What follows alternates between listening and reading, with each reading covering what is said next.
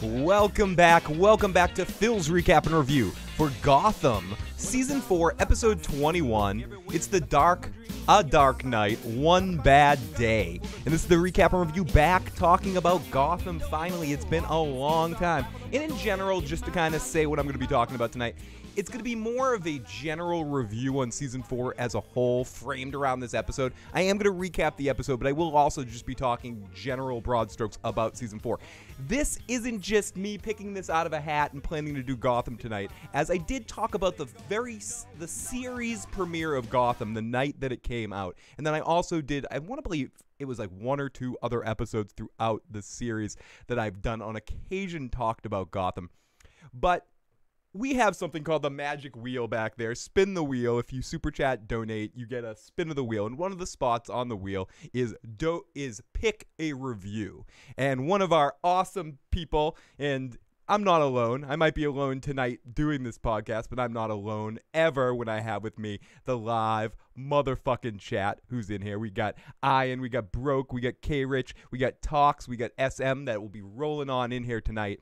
And this was a request from Broke Blackman 94 to talk about Gotham. He's been on me, telling me, trying to get on me, being like, talk about Gotham, Phil. Get on it. I want to hear your opinions. I babble to him sometimes in the Discord group. They can find the link in the description box below about Gotham.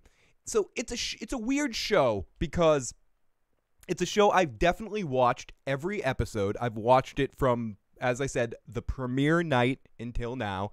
But it's not necessarily a show that inspires me a lot to come out here and babble and talk about. And that doesn't mean it's a bad thing or a good thing. I find Gotham, as just for a complete broad stroke of what my opinion of Gotham is as a whole, I think it's one of the most uneven shows in the world. And I think at times a half a season arc can be really amazing, and then another half a season arc can be really stupid Mad Hatter. And there's certain characters that are a little bit more interesting and some that are infuriating that they're focused characters at some point. And I think it's very uneven. And when they focus on certain aspects of it, I think it's done really well. I really like Gordon and Bullock and anything to do with the cops. I generally like most of the villains and how they're interpreted. Bruce is hit or miss for me sometimes, and I haven't always loved all the Bruce stuff, and some of the villains that have had their choices. I wasn't a big, huge Fish Mooney fan or Falcone's daughter there either. There are certain people in certain character arcs I'm just not necessarily feeling as much on Gotham. But I will say Season 4 as a whole is probably the best season of Gotham. And I know people, I think right now the show is hitting on all cylinders. It's the proper balance of being over the top without being ridiculously too much focus on the Penguin screaming, going Rah! Too much or something like that. A little less focus on giving too much a shit about some of the restraints of the universe that they're in. And this comes with my other bigger point about Gotham. When I hate on Gotham, or at least something I personally, and this is just me, needed to get past, I can't watch Gotham and think about it in any association to any Batman mythos, any Batman universe thing. It's its own thing onto itself. It's another one of the multiverse locations, this Gotham universe that's completely different than any other Batman universe. So when they do interpretations like tonight, you could say that tonight's episode in a way was a little bit of an interpretation of the Killing Joke at certain times. Anyone can have a bad day. And it happened now with a character that probably isn't the Joker, and they're using that. And if I was a certain type of person, I would be like, wait a second. They did this in the Killing Joke. They didn't. But I don't give a crap about that. Is Gotham a good watch? Is it fun to watch this show? Push the envelope, be really over-the-top campy and viciously violent at times and shocking at other times. I think that's the proper balance of Gotham. When it gives a fuck less about the Batman stuff, and I can just get that out of my mind. And because when I go there, I start thinking I'm watching Muppet Babies sometimes. You know, I'm just like, oh, there's Brucey baby and little cat girl. How many Ivies are there? Zibba dibba dibba dibba doobity bop bop. It gets a little weird at times with that stuff. So I try not to go there. I try not to let my little crazy Batman mind explore too much down that rabbit hole with Gotham, and just view it as a television show, as an action superhero cheesy network show, and judge it against the other shows of its ilk, shows like Arrow, shows like Flash. And I watch all of them, and I think consistently at this point right now in its 4th season, further down the line, you could argue that some of those other CW shows maybe started out better, and those early seasons of Arrow were really good because they were Batman.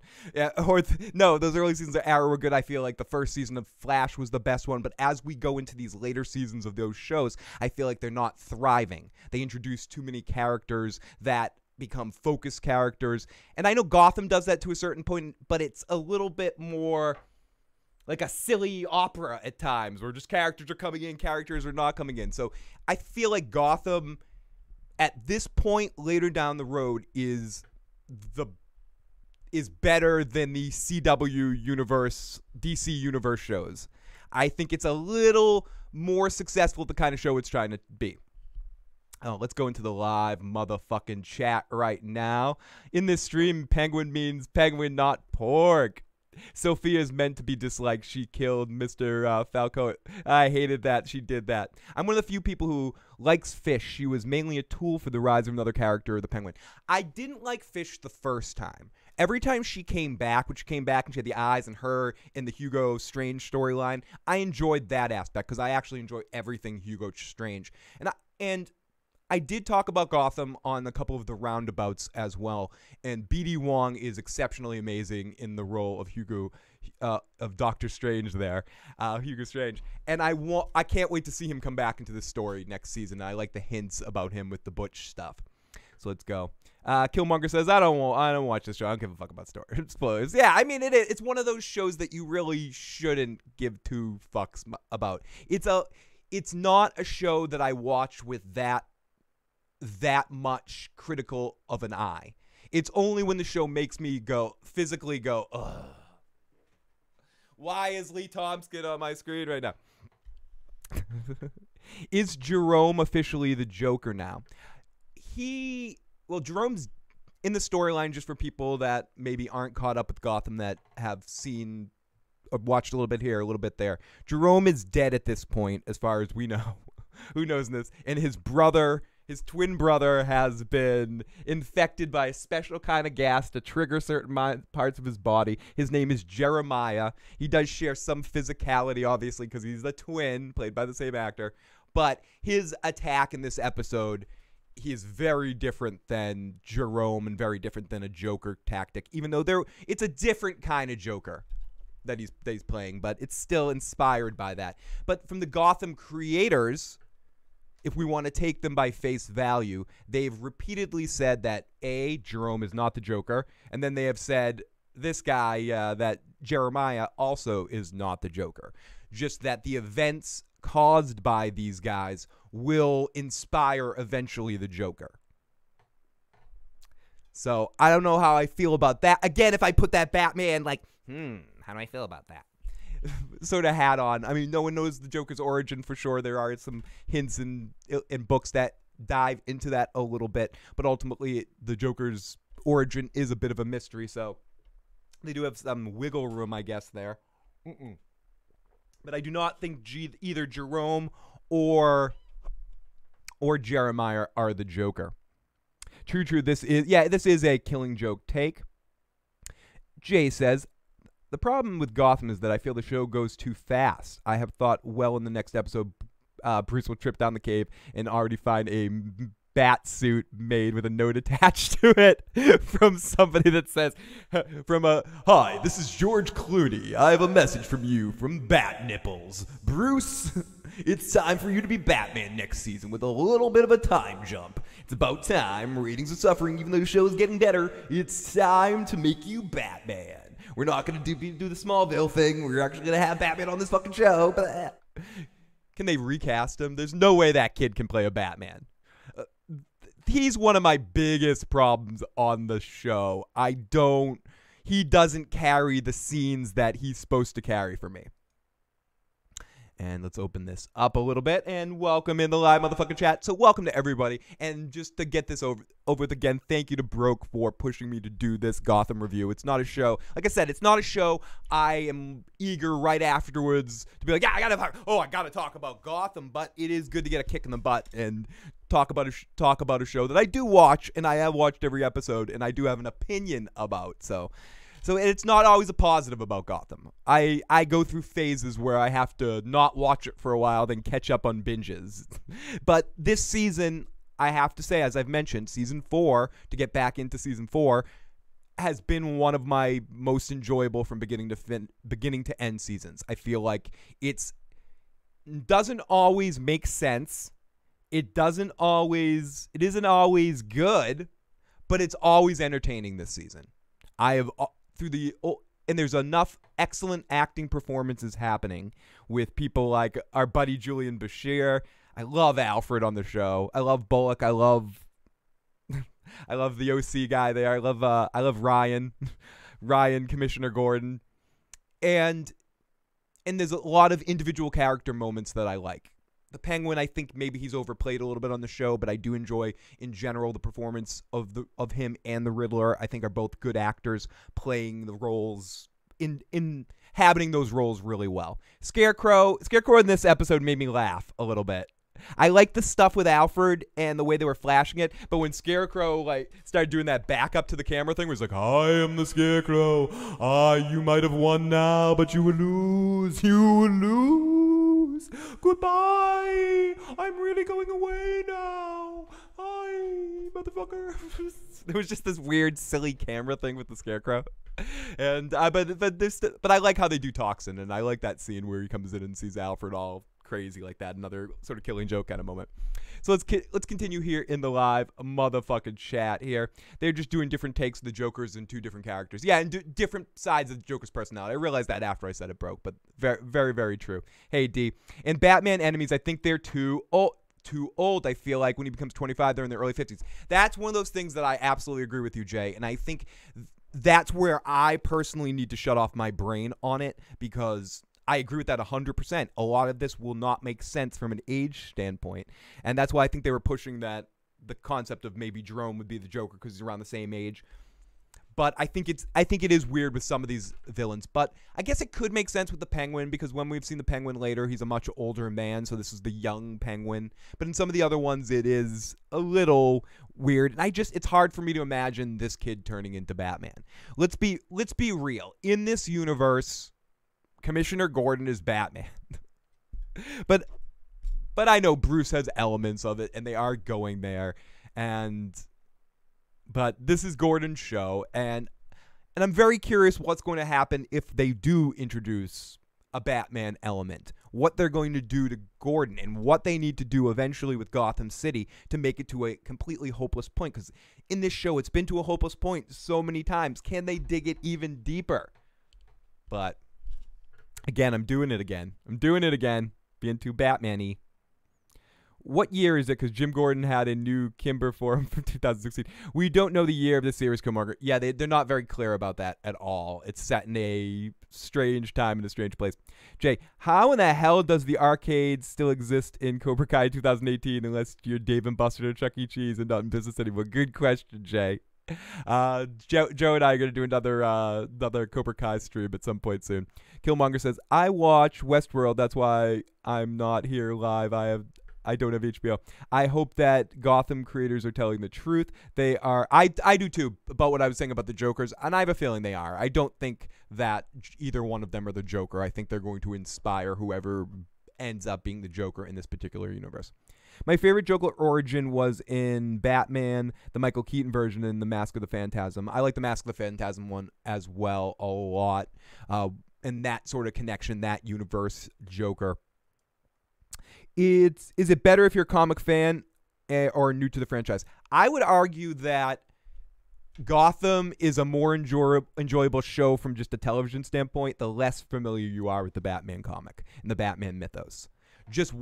There are some winks and nods to it, and by all means, there's a lot of people a lot of great videos and articles and stuff by other people connecting the dots and filling in with Easter eggs. If you're interested in that stuff and you've never read the comics, that information is out there. But I would say in general, just from a television standpoint, I think it would free you up to just watch it in the ridiculous environment that it is, because it really, I don't think you have to have the knowledge of the Batman universe to watch and enjoy Gotham. And in fact, like I said, I think it could actually help you, because at least at the beginning, I think a lot of people got shied away because of some changes or some creative freedom that the creators have taken in this Gotham universe. How you make me love Lee this season only because she ate with Jim. Hey, Paul Q. Great to see Paul. No, Phil. Alfred's fucking Batman. They ain't going to do it, so it's going to be in the very last episode. So let's get back. Let's get into this actual episode, and I'm going to talk more about the season. But those are my overall thoughts about Gotham. I think it's one of those shows that it's a hard one for me to recommend unless you're already watching it. But because I wouldn't say start on season 4. I would watch the first season. If you enjoy the first season, if you enjoy the first couple of episodes, you're going to enjoy the tone of the series. It stays true to that throughout. Has some ups and downs, has some dull parts as well, but if you enjoy the first couple of episodes, I think you'll in general enjoy the series all the way through, and I think it generally is getting better as it goes. And I hope that they don't, as Jay was saying, and this is where I think I agree 100% with Jay on this one. I don't like how quickly things are moving, and I could see them doing a time jump at the end of this season to fast forward closer to when Bruce becomes Batman, just to keep people interested. And I think that's a shame, because the show should really be taking its time and didn't need to really do much more than Jim versus Falcone and his family for 2 or 3 seasons, and Maroni, and do all of that and have the Penguins' rise happen a little slower throughout the early seasons of the show, and for the sake of bringing in so many characters at so many times. But then it wouldn't be Gotham. So it's a split bag, because there's, as I said, something silly fun about the crazy opera of a million characters coming in. So let's talk about this episode in general. The end of the episode, great final moment with Selina getting shot. A lot of excellent visual elements in this episode, and it was great seeing Jeremiah try to actively dictate his plan and get it all done. And I gotta say, I like Jeremiah, and I like the actor's performance playing both characters, both Jerome and Jeremiah. Both different sides of the Joker. One, the more calm, collective, sadistic, evil, the Dark Knight Rises Joker, where just very quiet. Yes, and I don't want to hurt you. I'm just going to rip your goddamn head off, sort of Joker. And then having Jerome play a little bit more of his take in some ways of the Mark Hamill Joker. I think Jerome, I don't know if he's doing it on purpose. I haven't read anything where he says he is, but I feel like Jerome, the actor that plays him, I'm blanking on his name. I know he plays Ian on Shameless as well, and I'm a big Shameless fan of the of both. I haven't really watched. I've only watched the first season of the British version, but I have watched the whole U.S. version, and I love Ian on him. So it's great to see him on this, and I think he does a great performance as both characters. Personally, I know some people he might be hit or miss, but I feel like sometimes he is doing his version of animated series Joker at times, and especially with some of his mannerisms and in his voice and the way he smiles and goes, I don't know. 50-50 that she is dead or alive. And that's the thing that's awesome about Gotham compared to maybe some other shows. I could see them killing Selina. I could see them going there. It wouldn't be the most surprising thing in the universe for them to go in that direction. Well, yeah, she does have 8 other lives. So if she dies this time, she may come back. Hopefully she doesn't look like anyone different. She doesn't pull the Ivy here. The creators keep the year of the show so vague so you can show old school Gotham, but the cast has cell phones. I agree. So, and they have all that architecture going on in the show to make it seem like it's an older show. Some of the cars look like much older, more classic cars. I kind of like that ambiguity to it, Jay, that it allows them, as you say, to kind of play with time and play in the universe. And I think that's important. That's Gotham City. That's Gotham City in the Michael Keaton way. In that Gotham City was a little bit out of time, even though it was in the late 80s, early 90s, some elements of it, but some of the structure of the city was set up in a way that it could have been earlier than that as well. It seems to be Gotham City's always as modern as the modern time is, and then seems like it could be in any time period as well in certain sections of the city. And I like that. And I said that towards the beginning in some of my early reviews of Gotham that I did. And I think continuously the way they display the city of Gotham is really excellently done. It reminds me in a far more superficial way. I don't mean this in the way that the series created the depth, but in the way that The Wire made Baltimore the star of that show. I think Gotham has so many different actors in different parts. Yeah, Commissioner Gordon, Ben McKenzie is the lead. But you could argue that the Penguin's the lead at times in the show, and has so many different people that take the head but the star of the show, excuse me, they might be the leads, but the star of the show is Gotham City. And I think they do a good job making sure that is a thing. Even into season 4, where they make sure you get these like crazy skyline shots and interesting visual aspects. And I think those are the things that make Gotham better, even more reasons why it makes Gotham better than the Arrows and the Flash, because it just looks better, and visually, and the way they shoot things, the way action, the way explosion. I know that's that Fox, that network money next to like a CW money, so there are some factors, and then a lot more special effects go into something like Flash in every shot. So you can't always pay for everything you want. You can't have direwolves and dragons all the time, people. You can't do it. So let's start it. So Selina, 50-50, she's dead or alive.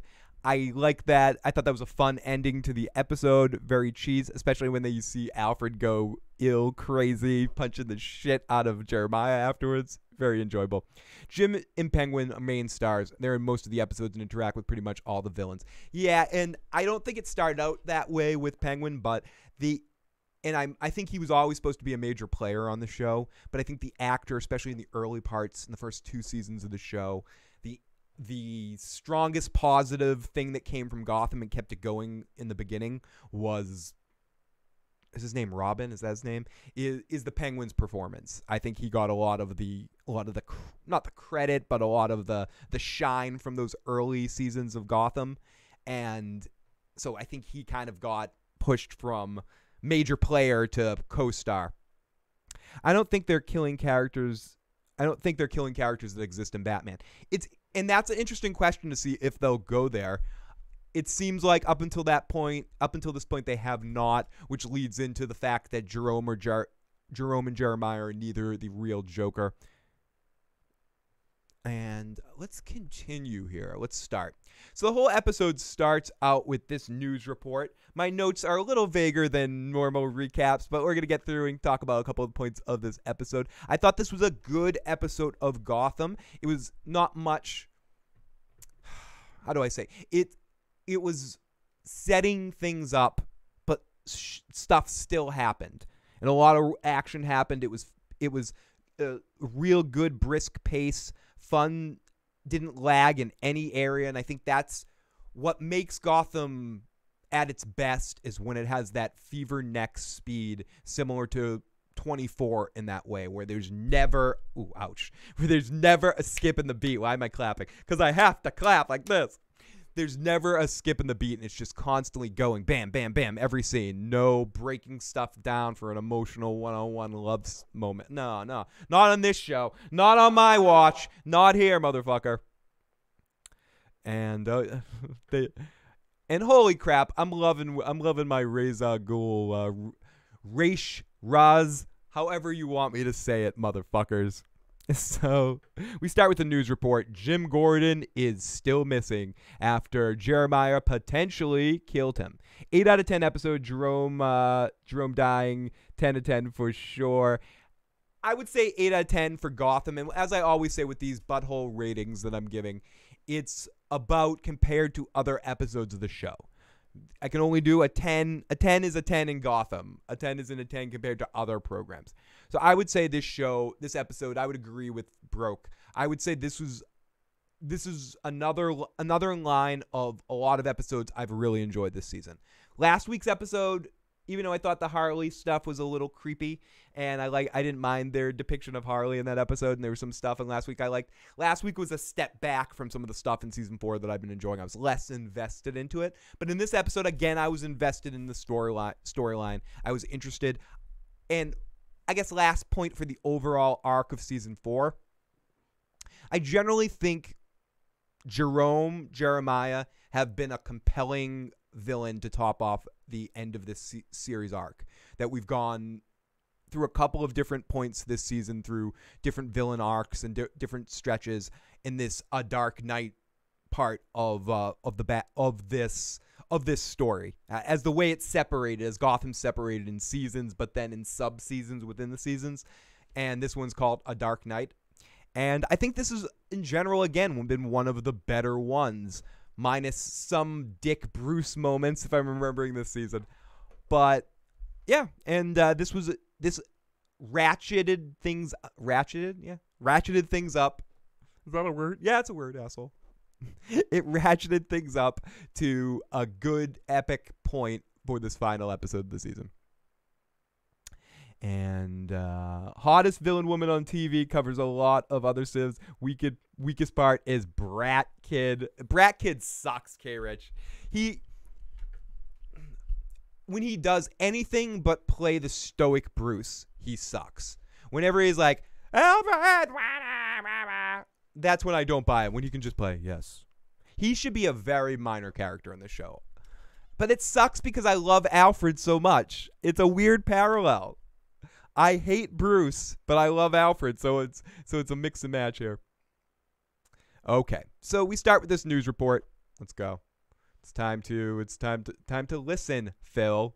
Let's play some shit. James Gordon was at the scene. Dude's a good actor because I hate Bruce. And is missing and feared dead.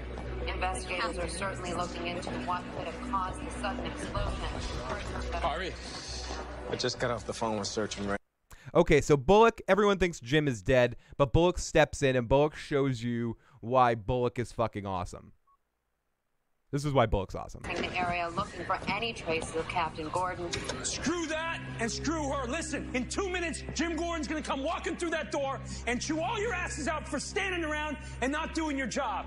Now, first responders are on the scene. I want CSIs out there pronto, and I want everyone looking for Jeremiah Valeska and Bruce Wayne. That's who Jim was looking for when this whole thing went blooey. You ain't the captain. The captain ain't here. I'm ranking detective. Last time we followed you, the pig slaughtered us.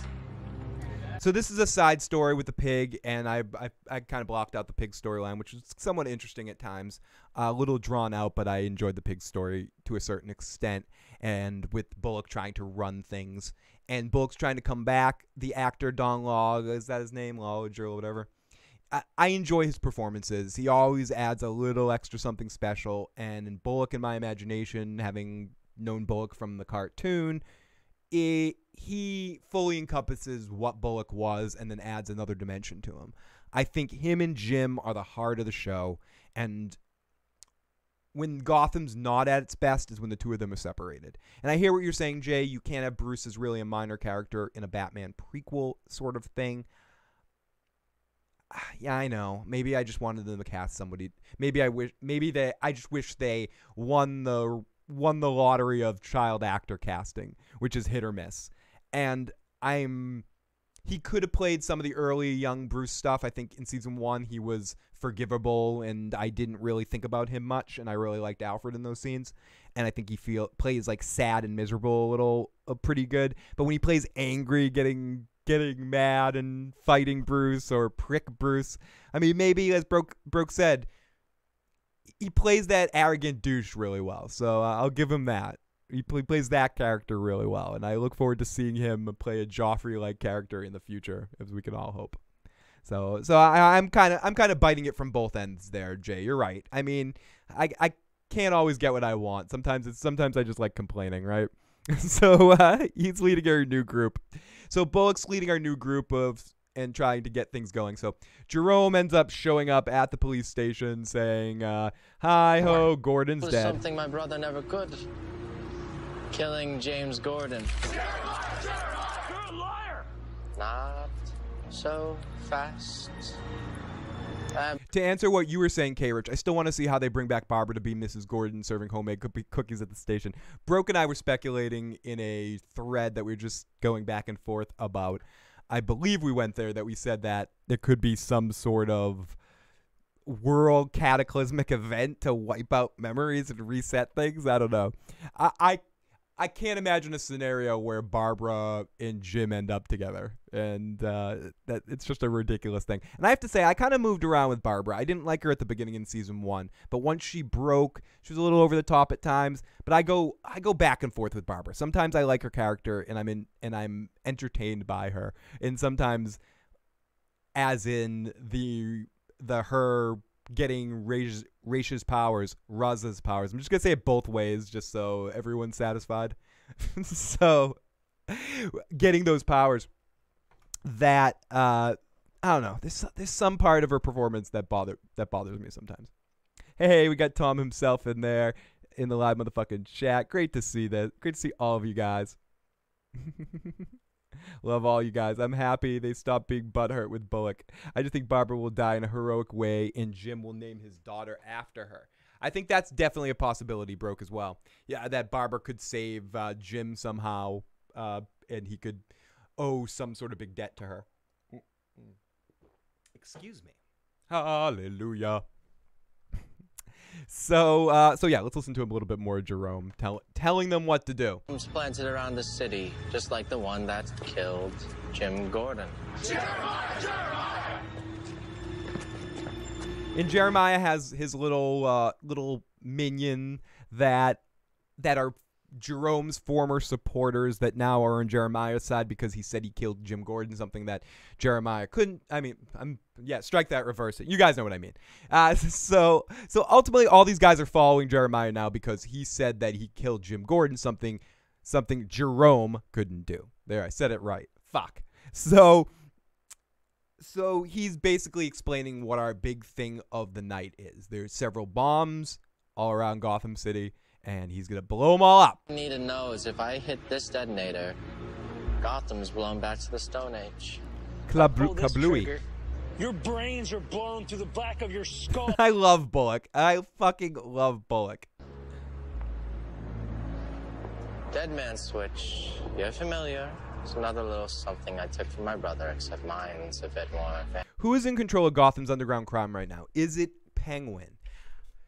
I think it's in a state of disarray at the moment. Would it be the Barbara, and it would be probably a combination that it's a little split at the moment. You have the Riddler and the Doc's whole crew, right? Which is some part of the Narrows that they control or have some huge influence over. Then you also have Barbara and Tabitha's little crew. Penguin does not have a lot of people right now, and he does not have a lot of control. So I think the underworld of this Gotham right now is in a little bit of disarray since Falcone's daughter had an untimely end. So I'm not sure. That's a really good question, Jay. Maybe Broke might be able to shed some light to that in the live chat. It's not my fault. I can't control that. It's the way I input it. I can't control the I can't put in the chat that's on the screen right now, the live chat. It automatically, when I copy it, copies. I don't even want to explain to you what exactly has happened. So unfortunately, the chat you guys see on screen, uncontrolled by me, might possibly be censored. Sorry about that. And Lee controls the Narrow. So Lee, the Doc is in charge of things right now, essentially. She's the most powerful person in the Gotham Underground at the moment. And then Barbara's probably close. Barbara and Tabitha and their little crew is probably pretty close as well. I think the Penguin is one of the least powerful. Where's Zaz? Who's Zaz with right now? Or am I missing the... Whoever Zaz is with is in charge. Okay. So Jeremiah comes in and he's... You shoot me, my thumb loosens, and then boom, boom, boom, boom, boom. No, you will do what I say. You're more sick than your brother. Don't compare me to that short-sighted psychopath. He just wanted to destroy things. And I like that in his different brother, when he got sprayed with the gas, that he's not doing Jerome. That it's not it's Jerome, and I'm doing the Jerome voice again. I'm glad that he's not going there and he's doing a different take on the character. And I do enjoy this. And it does show off the actor's range. And this kind of over-the-top crazy stuff he plays really well. And if you look to his character on Shameless, you can see why he does this well. He plays really over-the-top and on Gotham, and he's been great since he was a kid playing this role. And he may not be the Joker, but I like Jerome and I like Jeremiah, and it's going to be a shame when he dies next episode and we don't see his character anymore. I'm a builder. I'm going to create a new Gotham in my image, but every artist needs a blank canvas, so... Zaz should be with Sophia, but since she's out of commission, could be a hired gunman, or he could be taking a break. Wherever he is, whoever he's supporting is usually the person in charge. He knows which way the wind blows better than anybody in Gotham City, in this Gotham City. He'll go with the winning team. Bam. All of this has to go. Yes, Tom. Very. Detonate the explosives in 6... And so Bullock snaps into action. Get everyone moving. You need us to evacuate Gotham in 6 hours? That's impossible! And then everyone who dies screaming, who watches their loved ones crushed before them, will have you to thank Detective Bullock. Look, nobody has to die. Well, except for these people. I know seeing is believing, and I do want you to believe me, so... And he destroys a big CG tower. No, he destroys a tower, and lots of people die. So then we go to Barbara and Tabitha, and they're talking, and their ninjas are there, and then Penguin comes in, and he offers a 50-50 power split, and Barbara's like, no, fuck you, Penguin. Shame. I like the clock tower. Jim took me there on a date once. Now they're both up in smoke. Good riddance. Up in smoke. He always did want to die a hero. Where my Bobby goes. And then we get a classic Gotham scene where everyone pulls out their weapons. It's like, I'm going to kill you. I'm going to kill you. I want to kill you. I'm going to kill you too. Hey, K-Rich, I want to kill you. I'm going to stab you in the bum-bum. Hey, Jay, I'm going to slap you on the bum-bum. Tom himself, I'm going to slap you across the face, all you chat members. People watching this later, I'm going to hug you too. He has plans for Gotham. He does. We learned about Total plans. courtesy of this gentleman. They ripped out my fingernails. I believe that this is a golden opportunity for cash and glory. Normally, I would keep both of them for myself, but I find myself a bit short of the necessary. So yeah, this is where he's. Oh, I'm sorry. I waited all this time to hear him say one thing, and then the sentence started. And if I knew he was gonna say it, why did I have to play it? But he says this. Manpower, or woman power, if you will. I talked over it. So he ultimately said right there that he's a little short on numbers. So he needs more manpower or more woman power, as it may seem. So the Penguin is very short on people at the moment. So, and thank you so much, Ian. So he wants the money. Give me the money. He will help buy. And then he brings in the wild card situation where he needs the money to help cure Butch. To get Doctor Strange, because we all know this is going to work out, right? We all know that Strange is totally going to be able to help. There is no way this situation going to end up bad, because the device that they need to get to change out my DNA to make me survive is always going to work to help save your life, right? No. He's going to be Solomon Grundy, and I miss Butch when he was Solomon Grundy briefly. I don't like this middle middle Grundy Butch thing that's going on. No. I was so happy when Butch was gone and we just had Grundy. And I get that you can only do so much with Solomon Grundy, but that's okay. Can anyone really be gone on this show? Can we fucking stop this Butch Grundy that just... Ugh. I'm bothered by it.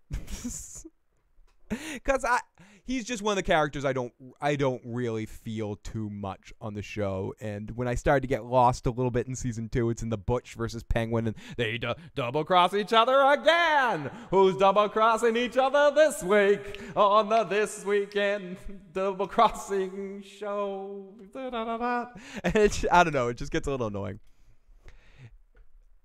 Exactly. I enjoyed Solomon Grundy. It's a middle ground. It was a unique character in this world.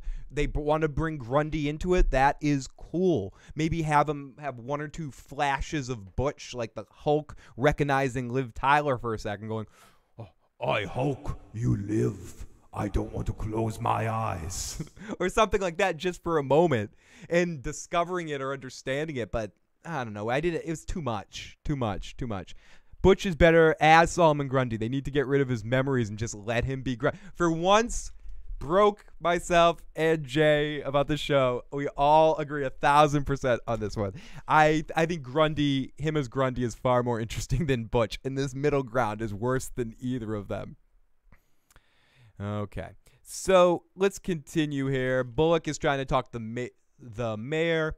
Then Bruce shows up and says, "Where's my Jim Gordon? I need my Jim Gordon." 6 hours? 5.5 hours. And it will happen because this maniac has bombs hidden all over Gotham. I hope Doctor Strange cares because I can't deal with it. Or if not, he just zaps him to a different dimension or something. If Doctor Strange can't do it, I don't know who can do it. Think of how many lives are at stake, and every minute you hesitate means fewer people get to safety. We need police. We are police. We're here to help. Harper, please, will you help the mayor? You got it. Holy Mother of God. Bruce Wayne. Hey! Bruce. Are you okay? I'm fine. I heard about Jim. Is it true? As far as I'm concerned, Jim Gordon is alive, kicking, and waiting for us to find him. Detective, don't lie to me. It's not looking good, kid.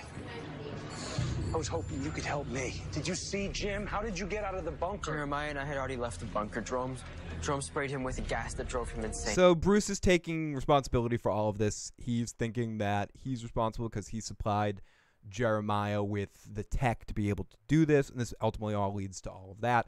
And Bullock for a second is angry with Bruce, but he ultimately knows this isn't Bruce's fault. Bruce thought, and at the time, Jeremiah was doing good work and essentially wanted to do good work. So as far as he knew, and he's this way because Jerome fucked with him and sprayed him with gas. I don't think Jeremiah was inherently evil. Maybe he had the twinge in him, but I think working with Bruce Wayne wasn't. He didn't go and deal with the situation for nefarious ways. Bruce was right on the read on supplying Jeremiah with tech to help do stuff. Help do stuff. Do stuff and things. Sick of that freaking family. Did you hear about Gotham Clock Tower? Huh? This guy's got these massive explosive... What? Jeremiah had plans to create next-generation generators. I funded him. Wayne Enterprises built those bombs?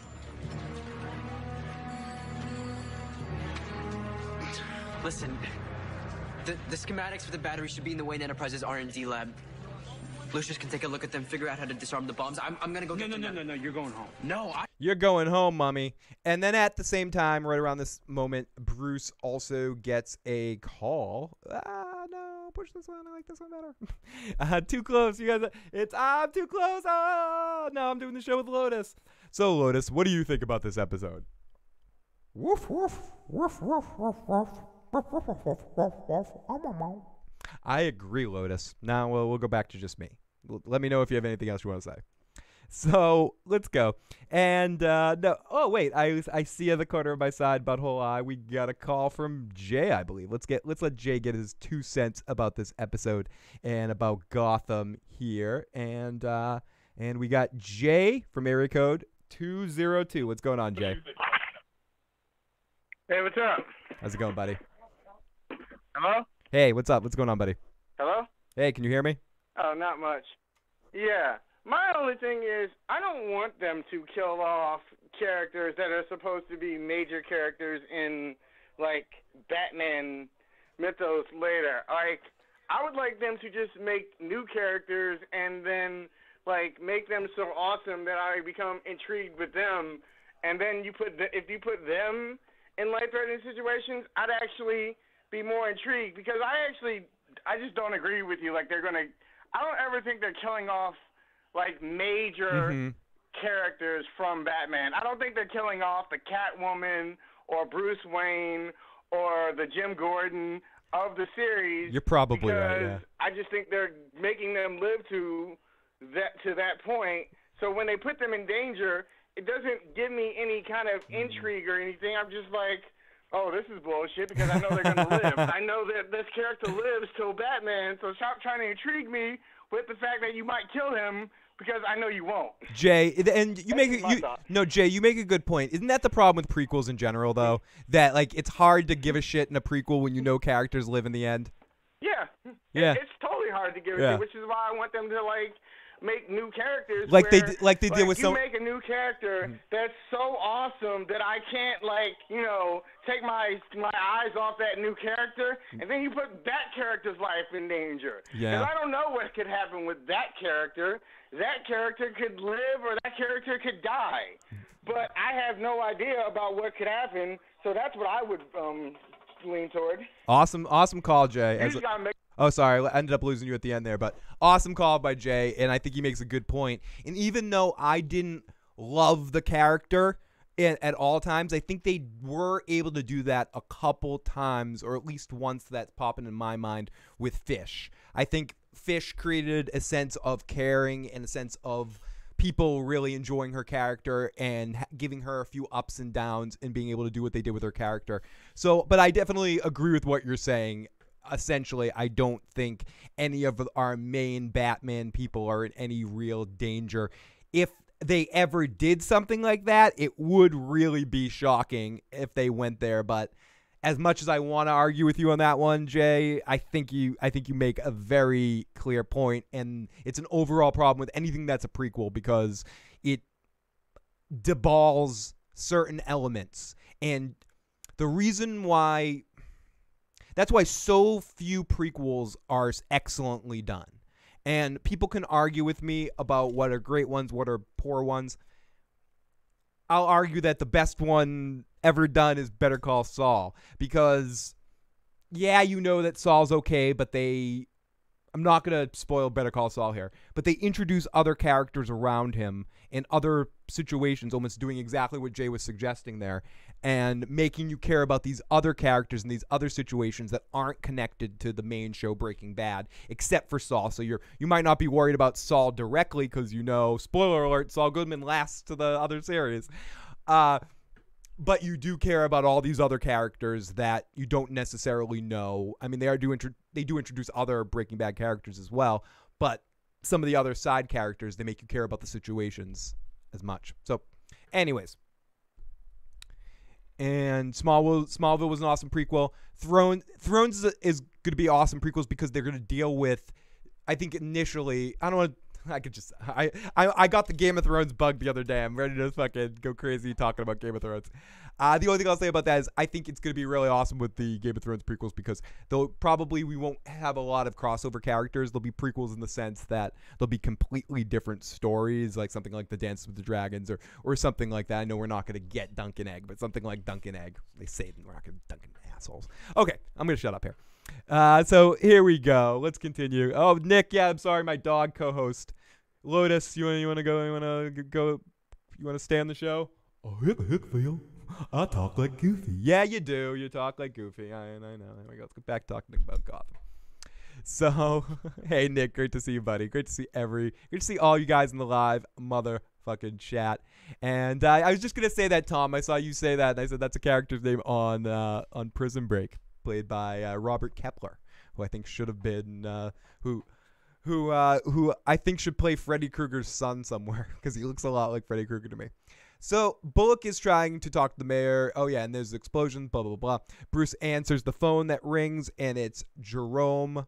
Excuse me, I keep doing it. Jeremiah calling him about on Alfred's phone saying, I got your little Alfred. No, not Alfred's. I hope you didn't catch. Godfather 2 is an excellent prequel. That's another one. Jay, you're hitting home runs today. I love it, dude. Godfather 2, one of the best as well, even though you knew those characters, you knew where Vito was going to end up, essentially. And yeah, because it filled in the gaps, especially when some movie or something or anything is textured enough to make you want to know about that. I think the Batman universe is to that point, but I think the show, one of Gotham's weaknesses is it relies a little bit too much on characters of the moment, of bringing in here's Mr. Freeze in this episode, here's this character in this moment, here's this character in this moment, instead of focusing on, as you said, create some new characters. They have it at times. Someone like Tabitha, for instance, is a newer character, or not that I know of her from any situation, not a popular comic character. I mean, I think her brother maybe is, but whatever. So there's a couple of other examples of characters that they've generally made me care, but I still don't believe any of the main characters in the show are ever in real trouble quite yet. But we'll see.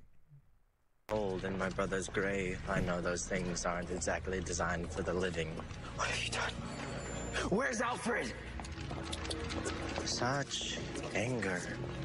Some people, not me, of course. So I consider that ingratitude, considering all I've done for you. All I'm still doing for you. You mean lying to me? Using my company to build bombs, trying to kill me? Bruce, let's get something straight. If I wanted you dead, you'd be dead.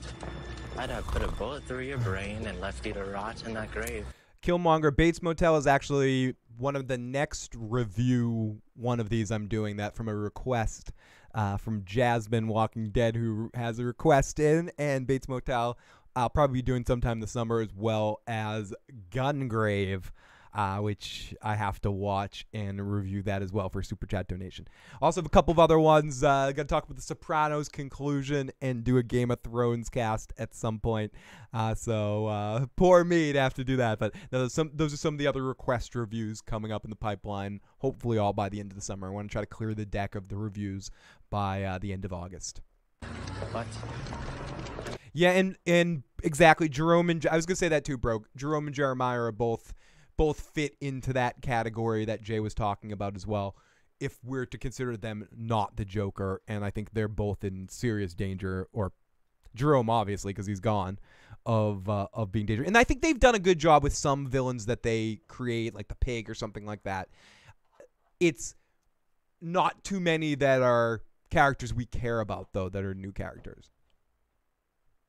Said, you're my best friend. Tabitha the Goat. And today I'm gonna prove it to you. You are insane. You killed Jim Gordon. And if you don't want your manservant to die too, you will follow my instructions to the letter. 71 Welling Avenue, be there in an hour. Tell the police and I'll know. Just like I know that's where you are right now.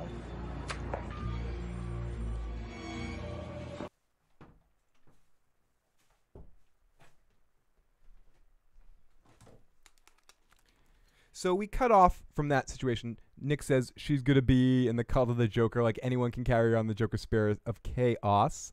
And Barbara's the new character because Jim's wife is not named Barbara. And the fucking language censorship is totally random. Apparently Phil is showing my F-bombs. I'm not doing anything. Jim Gordon back from the dead. Jim Gordon's alive.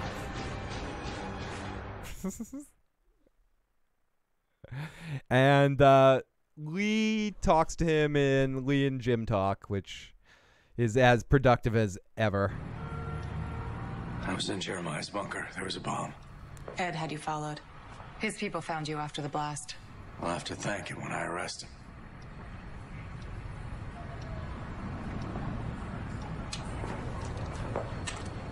I'm surprised you didn't kill me.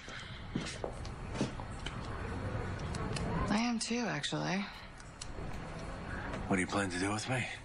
I don't really know. Lee, I have to get back to the GCPD. Jerome's brother, Jeremiah. Blew up the Gotham clock tower. Do you know why, Killmonger? Because it's not really... It's a Batman prequel series, but in a lot of ways, it's not a Batman show.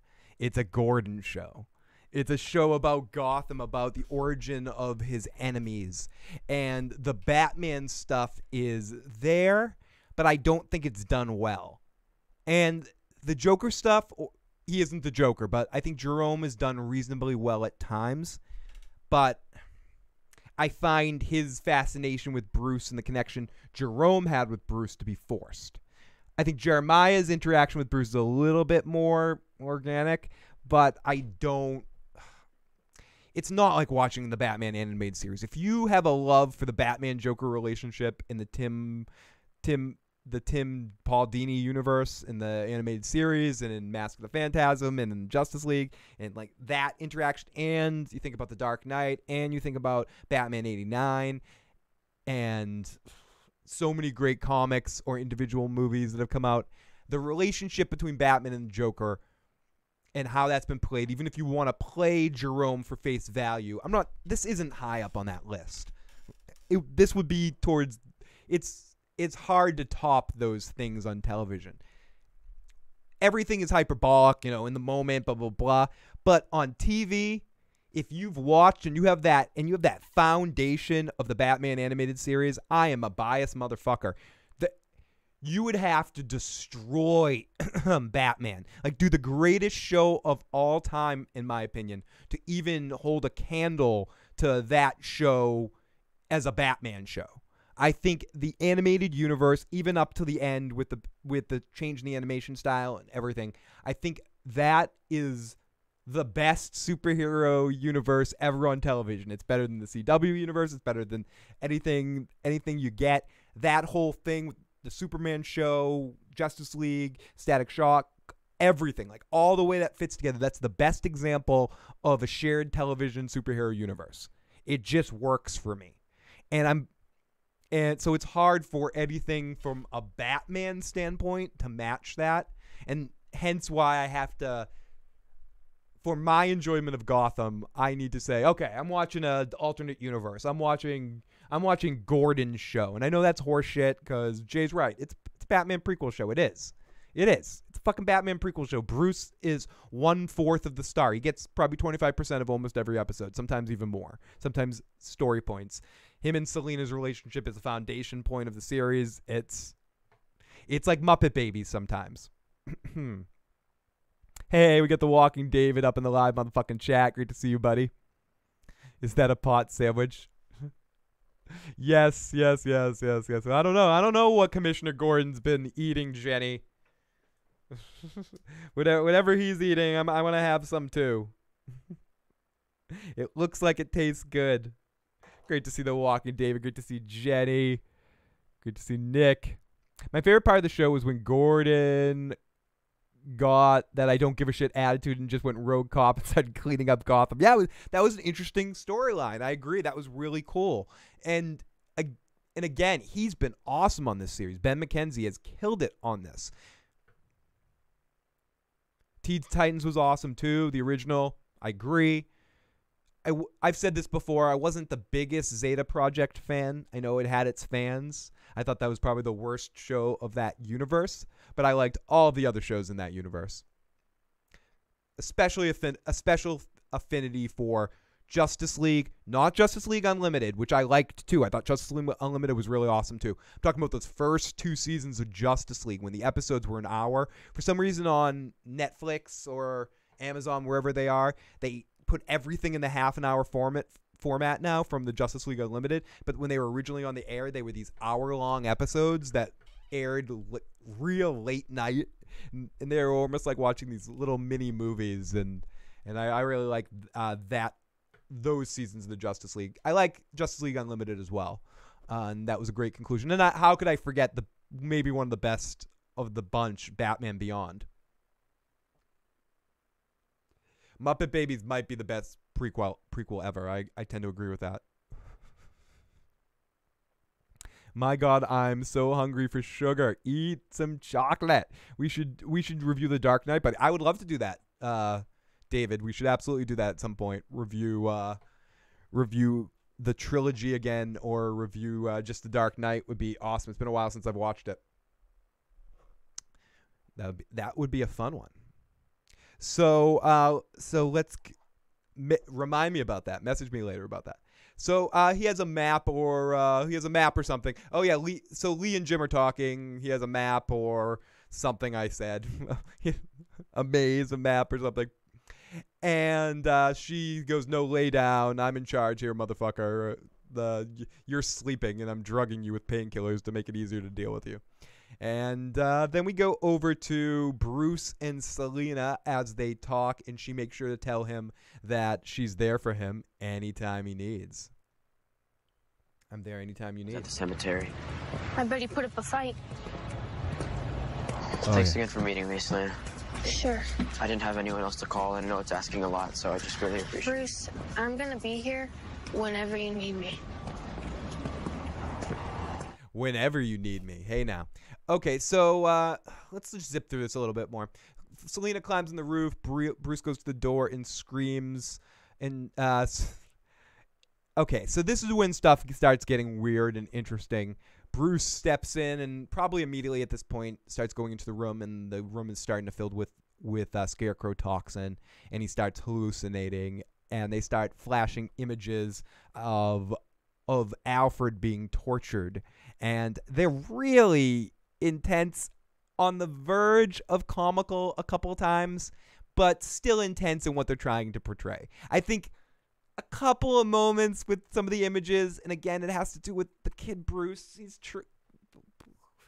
oh, good little guy. I want to just slap. He's really trying, and he just doesn't pull this stuff off as well as I think Gordon would have. But you haven't built this up with Gordon enough to do this killing joke sort of thing, so you had to do it with Bruce with the Alfred and Selena thing instead of doing it with Barbara and the White.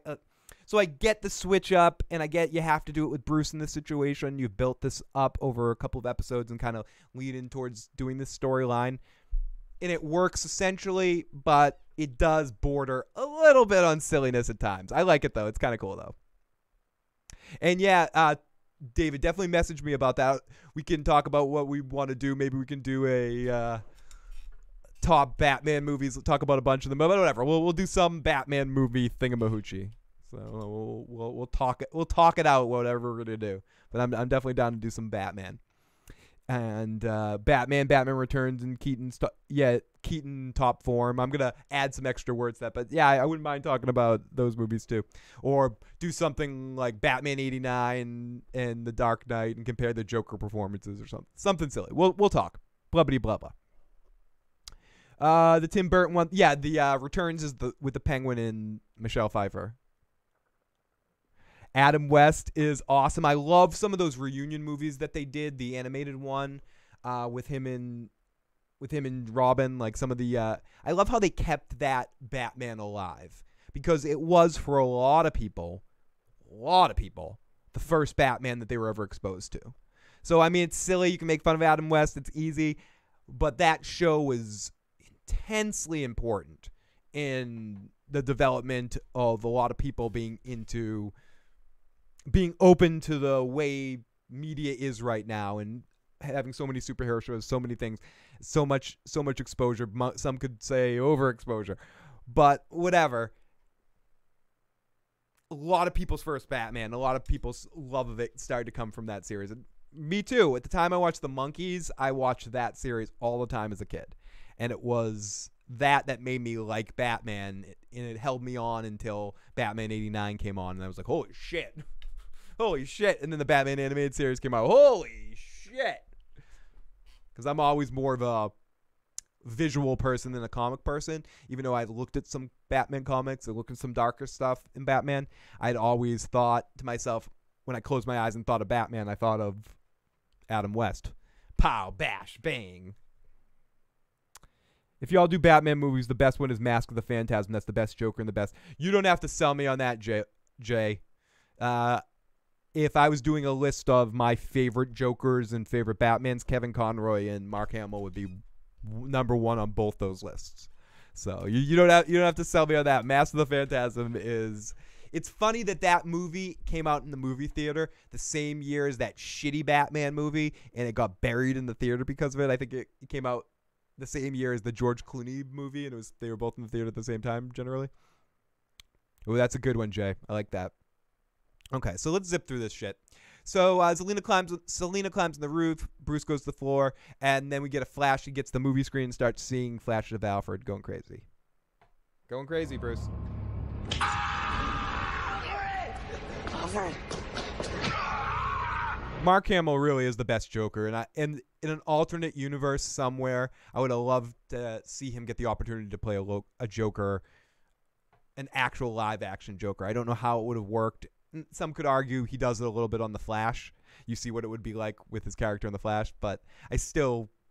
It's too late for it to happen now, but in a perfect universe, he would have gotten an opportunity sometime in his life to have played the Joker live on a Batman television show or something, somewhere.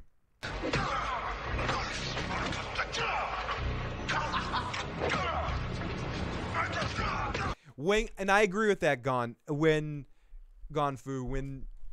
when Gotham is at its best, when it's the perfect balance of all those things.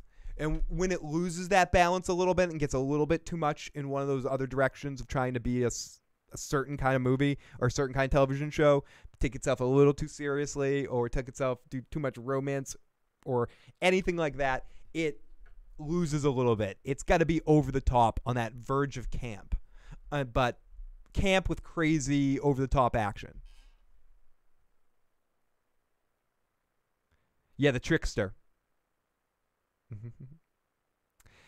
And let's go. So Riddler explains why he kept Jim Gordon alive, which still I want to fucking know. Wait, I kept that off the whole time. I didn't even need a sandwich. Let's see. Let's listen to why the Riddler kept Jim Gordon alive. Gordon, have you lost your mind? You brought him here because you thought it would give us leverage with the GCPD. Yes, by holding him hostage. This drawing is the key to Valeska's plan. We solve it, and we trade the information for clemency. Perhaps. Or perhaps there's something more going on. What happened between Jim and I is over. I'm trying to protect what we've built. I still like my plan better. Ed, if this maniac levels half the city, it's gonna disrupt food distribution, water supply, power. The people of the Narrows will suffer the most. We can prevent that while at the same time helping us out of this mess we're in. Tom. Please. Fine. If this is what you want, I will do it. For you. Great to see the Bloody Talker in the live motherfucking chat. Great to see everybody. Thank you guys for joining me today for this stream dedicated to Broke Black Man 94. This is a request from him to do a Gotham stream, and I'm having fun, so thank you so much to Broke for suggesting this and all you guys for jumping on in the chat tonight. So here we go. So the Riddler explains why he kept Jim alive, and I don't know, whatever. And apparently Lee Tompkin has magic lips, and she kisses him, and it's all good. And I love how Jim Gordon answers the question that I was having in this moment, too. Is all she's doing kissing him, and that's okay? But Joker makes sure he tells Jim later in the episode, oh, no, she's giving me everything. Oh, my fuck. And we see that back at the police station, the new cop and Harvey, just Harvey, you gotta... Basically, it's all Harvey's getting some shit through the beginning part of the episode so we can lead up to his big heroic moment at the end. So we see Jeremiah has videos... Oh, wait. We see all the villains are making a stand against Jeremiah all together here. Transformative experience. I envy you.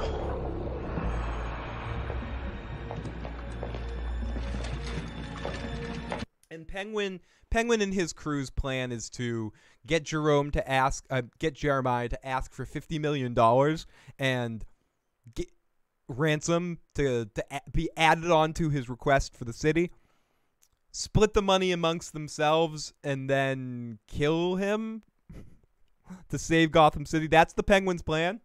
Am I right? Am I right here? Am I missing something? So the Penguin wants him. So they're just trying to they're just trying to get $50 million on this deal. They don't. It's ridiculous. The Penguin is ridiculous sometimes. Whatever. It's stupid. But it ends up turning into a big fight. Bam, bam, bam, ba bam, bam, ba bam, and a gunfight and Jeremiah picks up a rocket launcher after he fake calls the police, or whether he really called them or not. Who knows? If they put him on hold, and he shoots the leverage guy that they have there with a rocket launcher and destroys him. Very Joker-y kind of moment. So Alfred, Jeremiah. We see more of Alfred being tortured here in this next scene. I imagine you're wondering, why is Jeremiah doing this? My brother once said all it takes is one bad day to reduce the sanest man alive to lunacy. Jerome gave me what I thought was the worst day of my life. And I gotta say, I think I might like the Jeremiah performance a little bit, or especially in this. I'm glad that if they're doing this Killing Joke kind of thing, it's not with Jerome, with the Jerome performance. It would have been a little, I'm not sure if it would have quite fit. Losing everything, because I'm able to face what was inside me, and I believe I see something very special inside of you as well. Alfred? Yeah, and where we go at the end of this with Roz, and it seems to be that was Roz's philosophy too. He can use him as more of a, can actually relate to him more than he could relate to Jerome. You can't go wrong with a rocket launcher. I'm really bad at showing up for streams of shows I don't watch and trying to derail film. No, Bloody Talker, you're fucking awesome. Even if you show up for a stream you know nothing about, it's still great to have you in the stream, buddy. Let's continue here. Alfred, Jeremiah, bring balance to the force. So the Riddler talks some shit, and they bring Jim in, and we get a dick measuring contest with Jim. You realize the city's about to be blown up. It's an odd time for a nap. Literally, I split this in part into 2 sound clips. We have sound clip number 1 that is literally just both of them measuring their cock rockets here. I fucked Lee Tompkin. Well, I fucked her too. So let's listen to the I fucked her conversation. You know that you drugged me. Yeah, don't really care. Thank you, gentlemen. I want to make one thing very clear. If Gotham becomes a rock pile, I mind 0%. I'm only helping you because I'm with Lee now. I'm with. Fine, whatever. Feign nonchalance. It's very cute. It's almost convincing. Ed, Jeremiah Valeska is threatening to destroy half the city. You really think I care if you've deluded yourself into thinking you and Lee are a couple?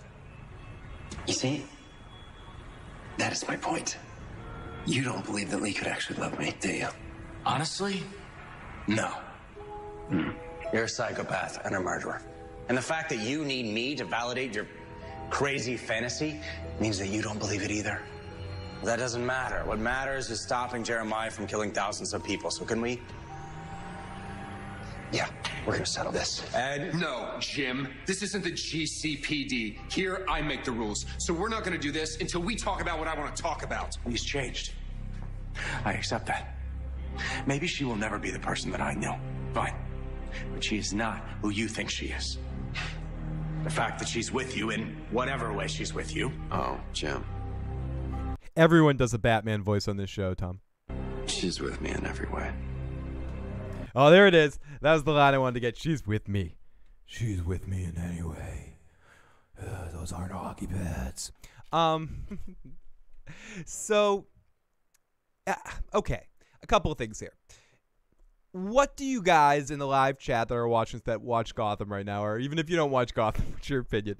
Do you think that Lee actually gives 2 flying fuckburgers about Ed?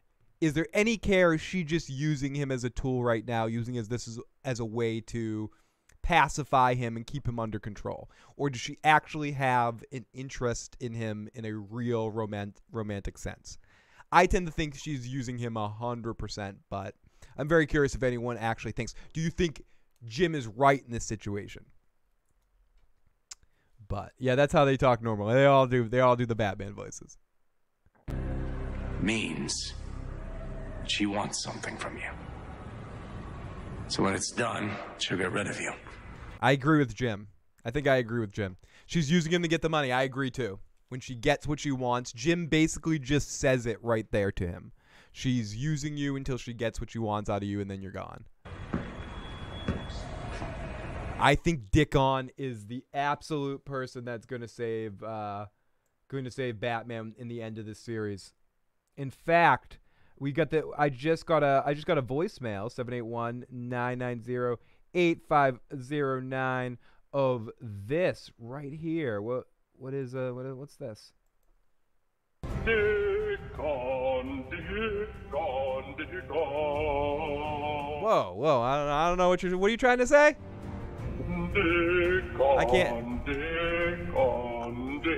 I can't quite make out your call. What is that again? Oh, okay. Okay, I hear you. Yeah. Okay, I get it. The Batman voice is a good meme. I like it too.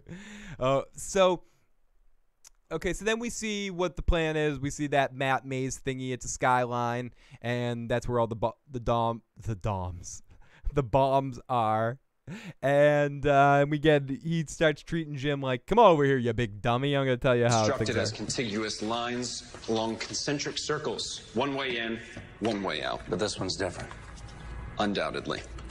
Those red rectangles. I'm gonna talk to me like I'm an idiot. So we come back in, and it's our gunfight with our bad guys and our baddest guys.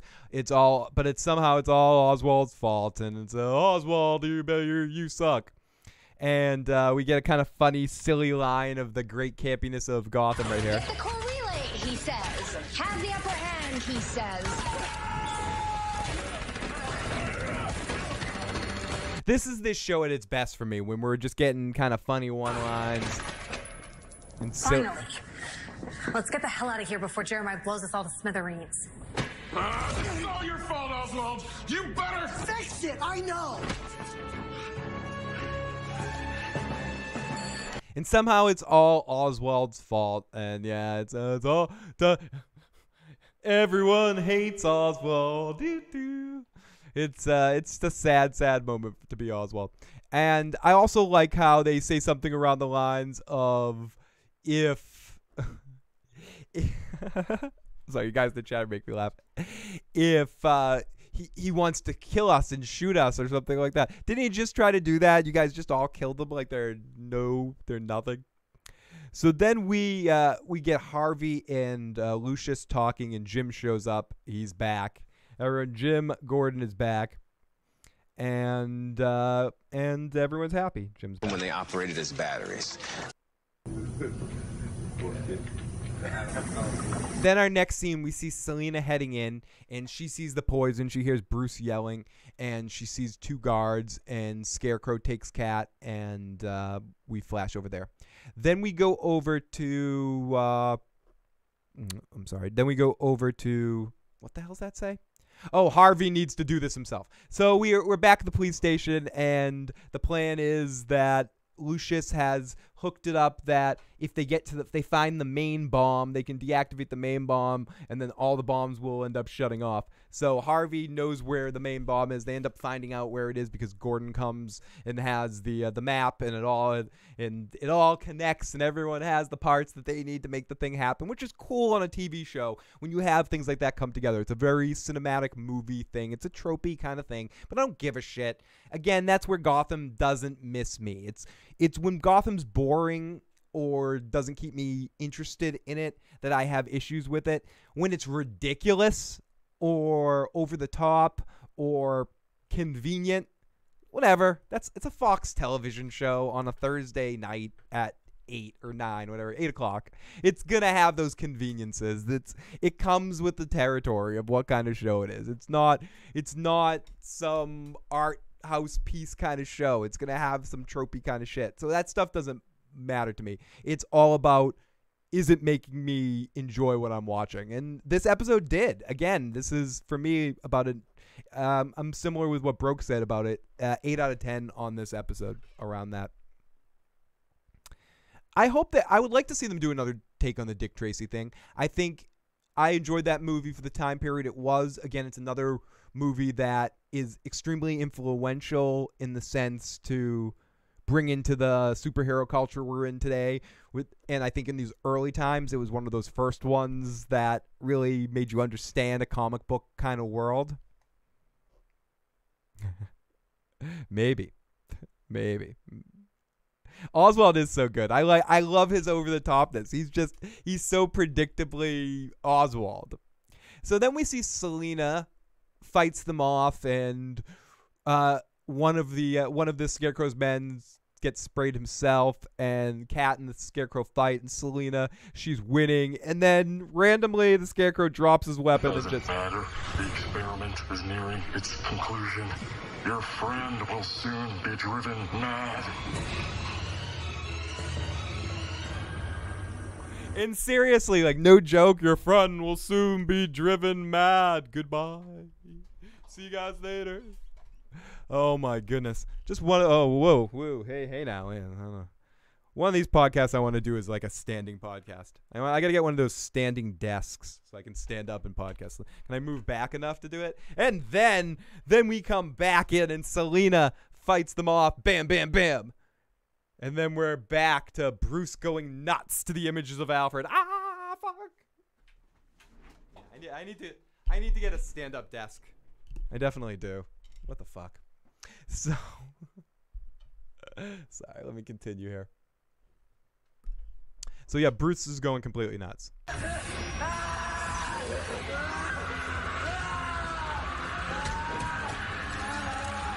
And Brooke says, honestly, I wish Selina was captured and we see Bruce fight her. That might have been an interesting thing to go to. Oh, a Dick Tracy show would, I think that could be done really, really well. If it was allowed to be as graphic as I think it would need to be effective in what it was trying to tell. Like Daredevil levels of viciousness at times and good, engaging, well-developed characters. Bum, bum, bum. Okay, so let's go. I think it's called Blue Dragon, Tom. So Selina fights them off. Then we go back to Bruce going nuts. Then we go back to Alfred crying, where we get Bruce into this big hallucination, which I think is really cool. And the actor that plays Alfred played this really, really well. If I was making a list of my favorite Alfreds, he would be near the top of my list. I really like this guy as Alfred. I think he's excellent at it. Please stop.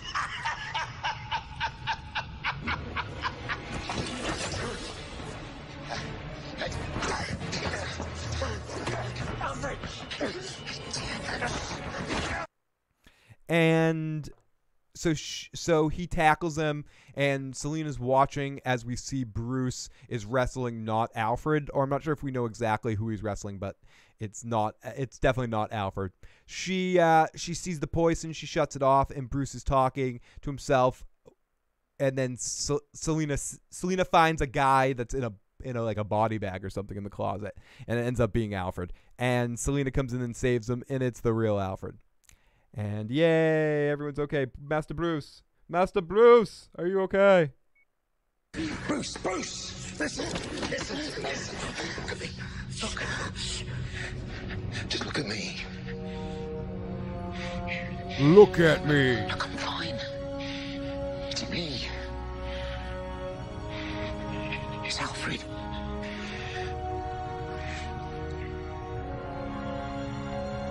Listen, boy, it's Alfred, Puff the Magic Dragon. Here's a question. Out of all the villains from Batman, which one do you think will have the biggest threat on our real world? Like, which villain, if they were a real villain, would be the biggest threat on the real world? Raish, of course. Like, some immortal ninja dude that wants to bring forth the annihilation of cities and empires and shit like that. Like one of the supernatural ones would be an easy answer, but so I'd say probably someone like Raish, because he's like world destroying dangerous. So that'd be one. Ink from Batman Beyond. That's a weird one. I don't think like someone like Penguin, for instance, he would not be. I think any of the ones with any supernaturally kind of stuff, like Killer Killer Croc, or Mr. Freeze, even with a power like a freeze gun, would be pretty freaking dangerous. Not to mention all those ice puns. Chill out. I have a heart that is cold as ice, and I'll be back. Get to the chopper now. Blue Dragon's a mix. 60% indica, 40% sativa. Thank you for fact checking me, Tom. I appreciate that. And I know it to be true. I go back and forth, Killmonger. I like a blend, or like to switch off between the two to keep things going. But I'm just discovering which ones I like. But anyways, different discussion for a different day. I know it's hard with when I'm putting on the screen what kind of fucking show I run here. So Harvey heads in where the bomb is, and we get Harvey and the bomb. Do you see the bomb? I don't know what it's supposed to look like, but I think it is exactly what I'm staring at. Lucius, we gotta do this thing. Harvey? Listen, we can't wait. We don't know when Jeremiah's gonna set this thing off.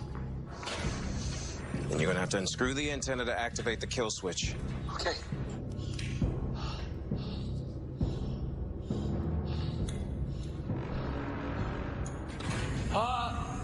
Lucius, it's making some kind of weird noise. What kind of a noise? A bad one, and it's getting all glowy. Then you are going to have to work quickly. Okay. Oh my God, Mike has spoilers for next week. Spider-Man turns heel, joins the Joker's army. It's spoiler, and then fucking kills Batman with closing off his bum with web shooters. Mike is on the in as always. Okay, so then Harvey heads in with the bomb, classic bomb time situation.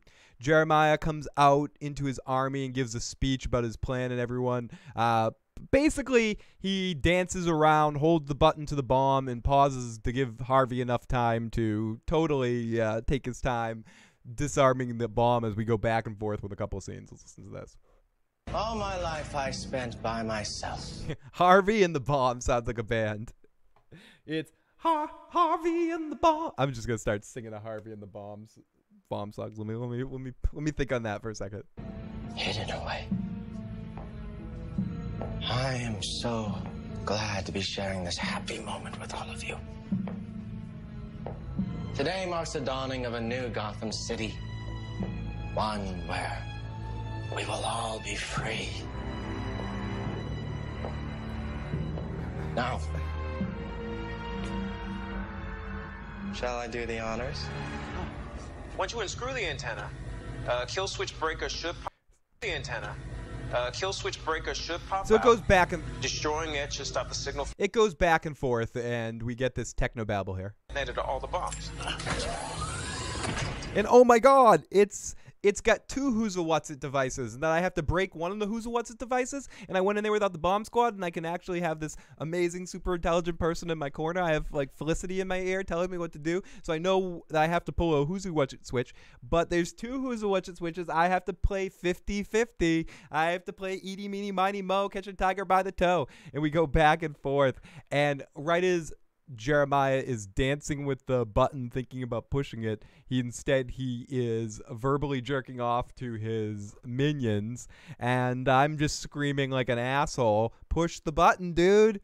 Harvey's disarming the bomb. You're not even thinking that they might think about disarming the bomb, and that isn't a factor. He thinks he has all the time in the world, a cocky little motherfucker, and he's pausing. Nope, not pushing the button. Just push the button, dude. But nope. And Jim ends up showing up on the TV and being like, listen. Followers of Jeremiah Valeska. Jeremiah claims to have killed. Yeah, exactly, G. I just don't want to destroy your name every time, so I'm just going to say G. I wish disarming a bomb was that easy. With that Batman line, it's a tough day to disarm a bomb. But why am I blanking on that? It's from the Adam West Batman. It's hard to disarm a bomb. So, so Jeremiah gives a speech, and then Jim is talking to his followers, saying, listen, you guys hornswoggled, and I know 2 seconds ago you wanted to destroy the city because you thought I was dead, but now I'm alive, so you totally don't want to destroy the city anymore, right? Well, bad news. I'm alive. I know it's a trick. I killed him. So just know you're worshiping a fraud. But Jeremiah kind of planned for maybe having to betray all these people. So I thought this was really awesome. Jeremiah says, but duh, I planned for this. And he runs out of there. Quite hurtful. And more so, very predictable. He runs out of there, locks them all in the room, and then goes all Mad King Targaryen on them and burn them all. Burn them all. Oh, that's what it is. Thank you, Nick. Thank you, Nick, for correcting my lack of a memory right there, my hippie activity burn. Some days you just can't get rid of a bomb. That's what it is. Some days you just can't get rid of a bomb. I don't know. I can't do a good Adam West, but you get the picture. So let's continue. Where are we? Okay. So, but he planned for this and he burns them all like the Mad King. So then we go back to Tabitha and Barbara and the Penguin and Butch. Sounds like the beginning of a joke. In a bar with so we're at a bar and there's a Tabitha, a Barbara, a Penguin, and a zombie named Butch. Solomon Grundy Butch, and their drink, or whatever you would call this fucking motherfucker, and half Solomon Grundy, half Butch. Stop it. Be one or the other, dude. Stop being an asshole. Stop being a half a character. Okay, so, and they're all blaming it on Penguin, obviously, because it's all Penguin's fault. I was gonna kill today, I would have been way off. Perhaps the outcome was not what we had hoped. But God, I love this guy's performance as the Penguin. I do. It's almost redundant because he is overused on the show, or at times overused on the show, or has been in certain stretches. But it's easy to overlook how much fun this guy has eating up scenery playing the Penguin. Easy for me to say. Playing the Penguin. What's the risk? Ozzy, if I were you, I would limp out of here while you still can. Fine. Why is Barbara still a thing? Someone kill her for real. Are you listening in on me watching the show, screaming at the screen? Butch. Nope. No. I'm done. Ever since we teamed. Butch, no go with you anymore. Butch, no go with you anymore. See, it would have been better if. Sorry. It would have been better if it was Solomon Grundy. If Grundy. Grundy may be simple, but Grundy no go with you no more, Mr. Penguin.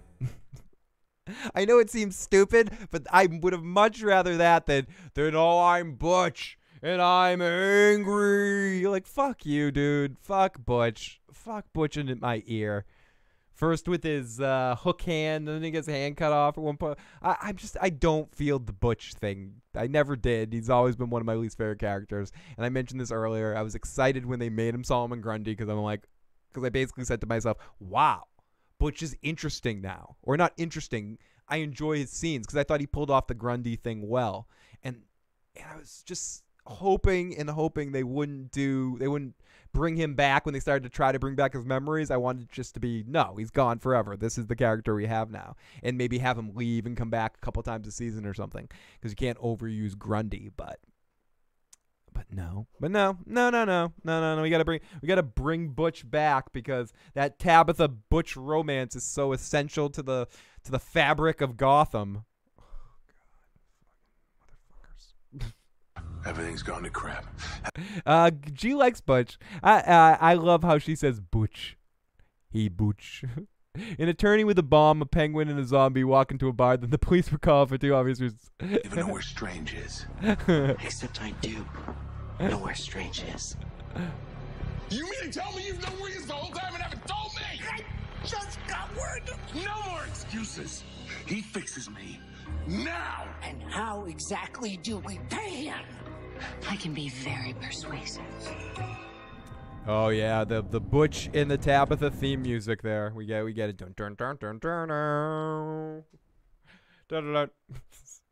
Okay, so then we get Jeremiah trying to put this all together as we get our good buddy, our man Bashir, showing up to whisper sweet nothings in Jeremiah's ears. Let's listen to a little bit of Julian Bashir. Think. How did they beat you, huh? How did they figure you out? Gordon must have stolen the blueprints to the maze, found one of the bombs, and sabotaged the sequence. I'll have to start again. You're tenacious. I like that. Who are you? What do you want? I had a vision of Gotham in flames. Together, we can make that happen. Well, I appreciate the offer. But recent events have convinced me of the benefits of working alone. Don't be so rash. Your dream of a new Gotham will come to be with my help.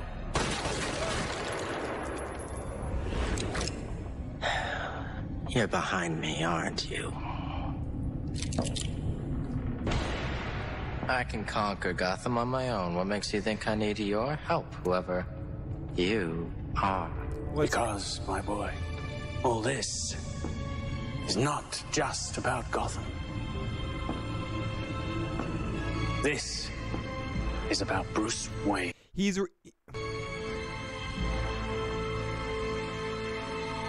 Hey, DJ, great to see you, buddy. Thanks for popping on in. And yes, what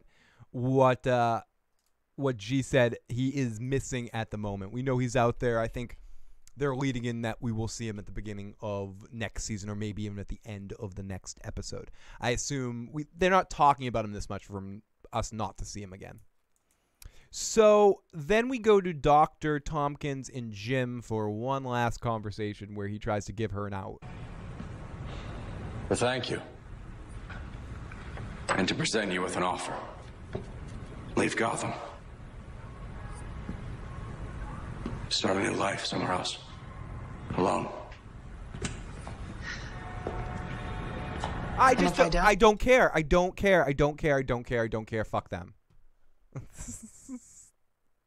Fuck them. Fuck them. The only important thing is at the end of the scene, the Riddler and the Riddler gives Jim a weird look as he's leaving, as he's starting to maybe put together the pieces of the shit that the puzzle pieces that Jim dropped in his ass, and that their conversation about maybe Lee is just using him. Duh. So then we see Harvey is coming back into the police station and doing work, barking orders, and they all stop and give Harvey an applause to connect to the beginning of the episode when they didn't believe in Harvey. Aw, Harvey. I love Order until all the bombs are under lock and key, and I want every cop out there to keep looking for Jeremiah Valeska. Corey Mitchell, best fucking show right now in the world. I fucking love that. I already did a quick review of it drunk after my Westworld review the other night. We're talking about Cobra Kai here for a quick second. But Joe and Katie are in the midst of binge watching it, and I think sometime either early next week or tomorrow, hopefully sometime, Joe and I, maybe even outside, we're going for a walk in the woods. We might do like an outside walk in the woods quick discussion about Cobra Kai, because I want to talk even more about that series. It was so much fun.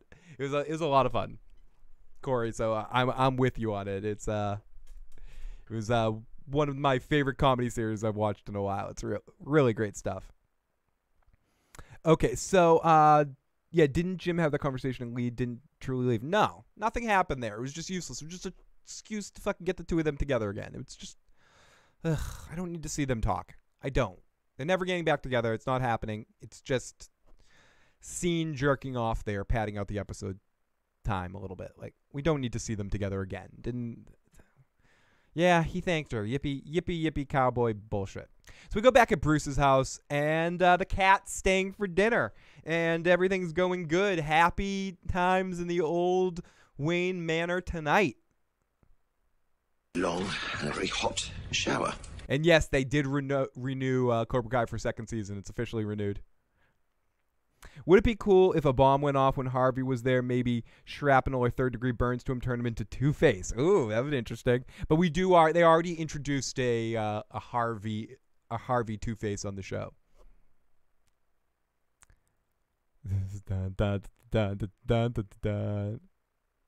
Oh my goodness. Okay, so Bruce and Selena have a happy talk. And DJ, if anyone is watching Gotham right now, but not caught up to this episode and happens to just be popping in on this stream right now, I don't usually do this, but whatever, just in case. Spoiler alert coming up here for what's about to happen in this episode. So Bruce and the cat staying for dinner, and everyone's happy. And I'm going to make us a legendary fry-up. Will you be joining us, Miss Cole? I got no plans. Oh. Excellent.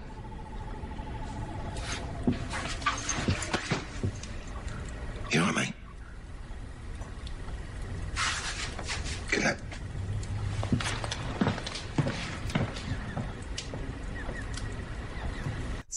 So then they sit on the couch and they play Muppet Babies for a little bit, and Bruce talks about maybe he's a little bit insane. Why do you think he's so obsessed with you? They talk about what? Jeremiah said all it takes is one bad day to drive a person insane. Well, Corey, as much as I enjoyed talking about Gotham tonight, and I think it's a fun show, and if you want to be exposed to one DC property and you're more of a Marvel guy, I would not say Gotham is the way to go. Again, I would suggest the Batman animated series from the 90s would be if you're looking or you're at all interested in being exposed to what's awesome about DC, because I'm interested in both of them. I think I wouldn't say I have a necessary loyalty to either one. If anything, maybe I have a little bit more of a loyalty to DC, but I wouldn't say it would be like if I'm doing like a 50-50, it would be 55 DC, 45 Marvel with that, if between the two of them. But I was thinking, if you're at all interested in checking out some good DC stuff, don't watch the new movies completely. Watch the Batman and stuff from the 90s. I know the guy from Shameless plays the Joker. Yeah, or he plays a character that's inspired the Joker. Ian from the Shameless. I love that guy. He's awesome. And I would have a problem with that because that would be an awesome example of them moving fast. Harvey isn't supposed to become Two-Face until Batman already exists. Mike says, I didn't like any of the Nolan Batman movies. Brooke says, then just watch Shameless. Watch Shameless actor episodes. Shameless is a fun show if anyone hasn't watched it. And it's funny, you see a lot of crossover, especially if it's interesting watching Gotham and watching Shameless with Ian. It's crazy. It almost took me a second to connect the two. Nick, have a good night. We're just starting to wrap things up right now. So the end of this episode ends with Jeremiah showing up and basically, shooting Selena. And then it all goes silent as Alfred attacks. Let's listen to how this happens. I wonder if my parents dying made me a little insane. Maybe he sensed that. Maybe he wanted to bring it out. Well, you proved him wrong. To be fair, the day's not over yet.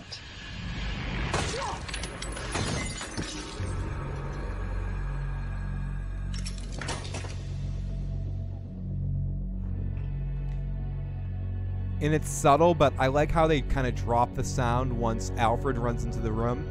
They have this music playing, and then as she drops and they realize it's actually for real, it gets all dark and silent, and Alfred comes in and he just beats the shit out of him, and Selena seems to die or pass out in his arms, but she's gonna be okay, and someone will say a line, wow, you're like a cat, you got 9 lives. Who wants to bet we get that line in the season finale or the season premiere of next season when Selena's okay? So, kind of right, because what sane people would do would be dressed up like a bat. And that is the end of our episode of Gotham, leading into our season finale. So leading into the season finale, my overall thoughts, because I won't be able to talk about Gotham next week. Maybe I'll mention a little bit about the season finale on one of my travel log kind of things when I'm just babbling about bullshit. But ultimately, I think this has been a really good season of Gotham. Is Gotham a perfect show? No. There's a lot of stuff we can pick apart. And I do see we have a couple of voicemails that I will play. I think we got some voicemails from Jay that we'll play before we get out of there and take a couple more comments from the chat if anyone has any questions and stuff. And it's still not too late to get your text or voicemails in if you have a quick comment or question about any silliness. You can do that at 781-990-8509. I do think the call-in line is off as of right now, but the voicemail and the text line is still working. Corey says, is it weird that Batman is a middle-aged philanthropist billionaire who has a manservant hang out with young boys and mainly fight villains with psychopathic disorders? It could be. What sane person becomes a hero or a villain for that matter? Very true. It's definitely not what quote-unquote sane people in these Batman universes. But I think season 4, just in general, from beginning to end, as I've mentioned, is the best season of Gotham. And I think it's leading into a very exciting season finale that I think is going to change from everything. This is slight spoiler, but no facts. They're hyping in the press of this. Leading up to talking about this Gotham episode, I wanted to do a little bit more research into Gotham and read a little bit what the show creators are saying, if there's any information. And what they seem to be saying is they're leading up for some big cataclysmic event at the end of this season. Some big thing they're saying is going to be happening at the end of this season that's going to change, quote unquote, change the fabric of Gotham. I don't know what exactly that means, what exactly it's going to be, or if it's just a load of bullshit.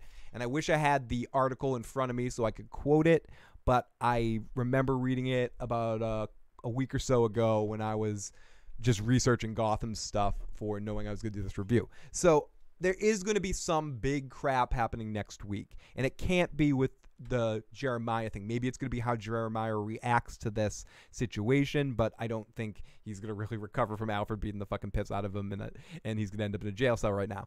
Is it going to be through Raish, something Raish is going to do, and whatever his long plan is? I don't know. I think it's going to be whatever that lead-in for the next season is, and Gotham always tends to do that, and shows tend to do that, where in the final episode of the season you conclude all season arcs, but you also lead something in. I don't know what that event... I want to say maybe I even shared that in our Discord group, and Broke and I babbled about it a little bit. So, let's listen to our voicemails that we have from Jay. And as I mentioned, if anyone else wants to get a text or voicemail in, we'll be going for a little while here. And make sure if you have any comments or questions I haven't got to about Gotham. So, here we go. Let's play Jay's first message here. Okay, first, I disagree with your assessment on what that conversation between Gordon and Riddler was. Mm-hmm. Because I don't think it was like a dick measuring contest. I think one of them is like really insecure about the relationship, so he's trying to make it a dick measuring contest. The other dude's like, why does this matter? Okay, Gotham will blow up soon. And as for the question, what do I think about the relationship? I think Lee genuinely likes him in a, like, you are a good business person in, like, the underground crime we do, and, like, she likes him physically or whatever, so, like, she has more than a platonic like for him, but I don't think she's in love with him. And I don't know if she's, like, necessarily using him to get, like, what she wants and is then going to try to off him. But I don't think she's in love with him as much as he's in love with her, but I don't think she's necessarily, like, just using him just so she can get some stuff and then planning to off him. Right. All right, later. So, like, it's more she probably thinks about him like a pet. Like, oh, you're my little pet, and you're good at doing what you're doing. You're good at doing your job, and I'll give you some crumbs here and there because it's nothing to me. And you're not physically disgusting to me, so you're a sweet guy, or not sweet, but a psychopath. But in the way that she knows him, she knows what to deal with, and she thinks she can handle herself. So she likes him, but doesn't like him quite as much as he's into her in a deep romantic sense, what it seems. So let's play a couple of your other messages. Boom, boom, boom. What if they did a Dick Tracy show on HBO, like they did Game of Thrones? Yeah, I was going to say the same thing, that if they did a Dick Tracy show, I'd want it on Netflix, Amazon, or even better, HBO, and have that HBO money behind it and do something like that. HBO hasn't really ever done a show like that, so I could see them maybe being interested in a property like that. And last but not least... Oh, the villains that would have the biggest impact on our world would be if the Justice Lords actually existed. Yeah, that's true. An actual world where Batman and Superman and Wonder Woman with the other Justice League members decide to, like, be the overlords of the earth. And Superman, I'll play the rest of the message. And Superman's going around there using his X-ray vision to destroy people's brains and shit. Yeah, that's fucking cool. Make it so that, like, the slightest crime or have the, like, harshest penalties or whatever. That one would be the most dangerous. All right, later. Good stuff. 90 seconds. Oh, 90 seconds. Fuck you. Just shut up. I don't want to hear it. So, yeah, thanks to Jay for the calls. Thanks to everyone in the live chat tonight. Let's get a couple more comments in the chat before we call this an evening. Corey Mitchell says, I'm guessing this show is going to turn out like Smallville, which is probably still making seasons somewhere.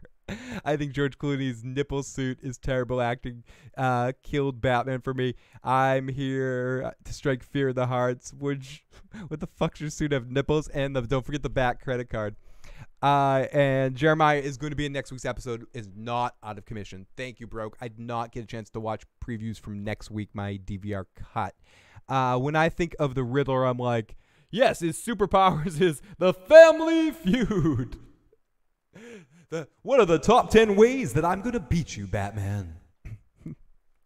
Okay, yeah, okay, Batman. Top 5 answers on the board. Your selection is with a shark with a laser beam. Correct.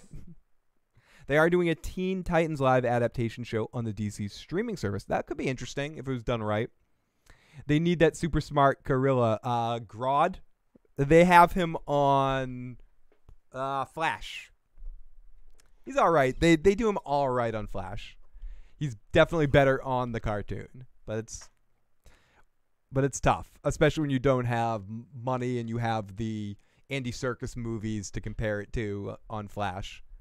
I think they do. Speaking of Flash for a quick second, I think they do the shark. They do the giant shark really well for certain things. Flash does visually well with their effects. But everybody, thank you so much, and huge thanks to Broke for the super chat donation, for getting this. And I know he was searching for this for a while. He was making a couple of super chat donations to try to get the wheel to land on what he wanted. So I appreciate him putting some money in my piggy bank, throwing some money in the piggy bank to allow us to be able to have me come out here and do this Gotham stream. I really do appreciate that, and appreciate all of you guys that are joining me to discuss this or are checking this out at any point in time. And please share your thoughts on season 4 of Gotham. You can also share in the video comments when the season finale comes out after next week about what you thought of this whole season as a whole, if you want to get back to it later. But and I'll try to reply to the comments because I love to keep the Gotham discussion alive. And hopefully, maybe at the end of next season or the beginning of the season, maybe I'll try to do 2 Gotham streams next year, one after the premiere and one around the time of the finale, just to kind of touch in on Gotham, because it is a show, as I mentioned earlier, that I reviewed, and you can look back, I believe the review's still up. I reviewed the premiere. It was when I didn't have a house at the moment. Stephanie and I were between places, and I was taking a big break from streaming while I didn't have anywhere to put my equipment. So I was actually streaming from my from this place where, like, sleeping on the floor, and I had the computer put up. But talked about the very first episode, so I've been watching this episode since the beginning, watching this series since the beginning, and I definitely have an affinity for it. So even with all its warts, kiss with those fucking warts. But huge thanks to Broke. And yeah, it did. For Broke, it took like 5 or 6 tries for him to get it, but I really do appreciate that. Thanks to everyone that's left in the live motherfucking chat. Sean, great to see Sean. How did all the Gothams survive the thing? Yeah, how did that happen? Oh, Broke left a voicemail. Let's play Broke's last voicemail before we go here at the end here, and then call this a stream. Let's do it, Broke. Hey, Phil, Broke Blackman 94 here. I want to say thank you for doing this review after all the spamming in the other streams and even DMing you repeatedly saying just do it, you damn hippie. But the super chat finally got on that damn spin you're reviewing Gotham. So thanks again. Even though you couldn't do the review because of, you know, Con of Thrones and your birthday and whatnot, still I'm going to be probably spamming you in the DMs talking about, hey, how'd you thought of the finale? Again, much love. Thanks. No, awesome, Broke. I really do appreciate that. And definitely do spam me. As I mentioned, starting May 18th, I'm going to be going on a 2-week cross-country trip. And I'm just going to do it on the channel. I shouldn't, like, start a different channel for this crap. I'm going to try to kind of stream from my phone as much as possible at the stops and the locations. The first stop is... believe in Virginia Beach, and then we're stopping in Orlando and going to Disney for a day.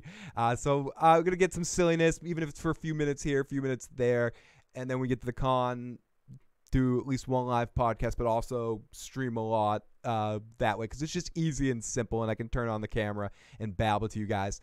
So, yeah, so I will be on next, though, on Sunday doing Westworld. But then after that, I will be a little missing action for a little while for the beginning of the week as I get shit together for the trip, because we need to pack, we need to figure out blah, blah, blah. You guys don't want to hear that fucking bullshit. But anyways, we're making a lot of stops, stopping in New Orleans one day, stopping in Memphis, stopping in Austin, stopping in a lot of places. So it's gonna be a fun trip, and yeah. So expect a lot of random, silly, me just flipping on the phone and babbling to you guys streams. So Broke, definitely ask me about Gotham, because I will watch the season finale and we'll be able to babble with it. It's going to be a fun time. So let's see. Very true. Okay, so I thought Phil only had to watch this one episode. No, it was to do a review of the whole season.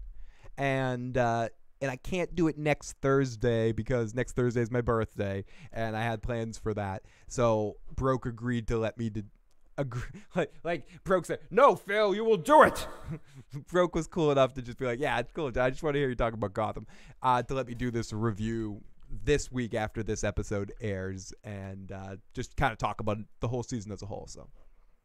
Blah, blah, blah, blah, blah, blah. So, yeah, you guys are going to have to see drunk, silly asshole me all over the next couple of weeks doing a lot of silly streams. So, everybody, thank you guys. You guys are awesome. If you haven't already.